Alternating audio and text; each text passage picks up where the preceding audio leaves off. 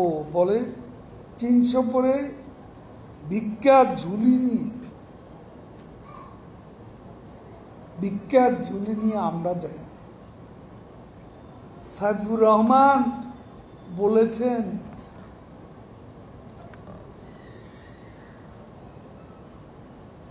নিজেদের এত টাকার দরকার কি, এত টাকা নিজেরা খরচ করলে বিদেশি টাকা পাওয়া যাবে। তাদের অর্থমন্ত্রী ভিক্ষা ঝুলি নিয়ে, ওই ঝুলি নিয়ে প্যারিস কনসোর্টিয়াম বৈঠকে বারে হাজির হতে বিএনপির অর্থমন্ত্রী। তাদের মুখে বড় বড় কথা শোভা পায় না। নরেন্দ্র মোদী ক্ষমতায় আসলে সকালবেলা আমরা কেউই ঘুম থেকে উঠি,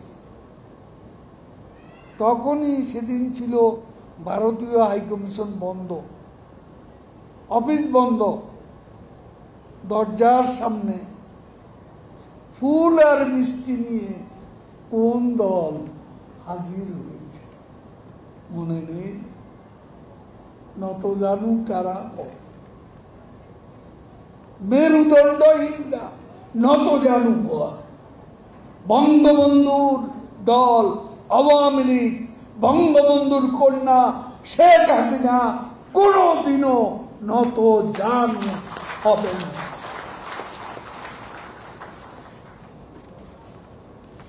খালেদা জিয়ার মুক্তি, খালেদা জিয়ার মুক্তি তার সুচিকিৎসার দাবিতে জাতিসংঘের হস্তক্ষেপ চাইতেছে।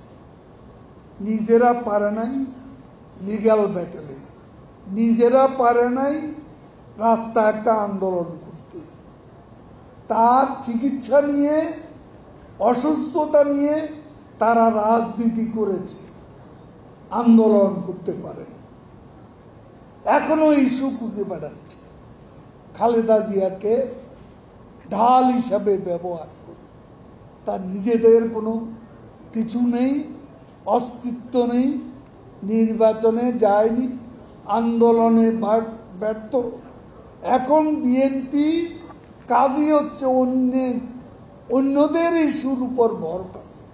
এখন শিক্ষকদের আন্দোলনের উপর ভর করবে, আবার সিদ্ধান্ত নিয়েছে কোটার উপরে, কোটা আন্দোলনের উপর ভর করবে, নীতিগত সিদ্ধান্ত। এটা তো কোর্টের ভার্ডিক্টের ব্যাপার।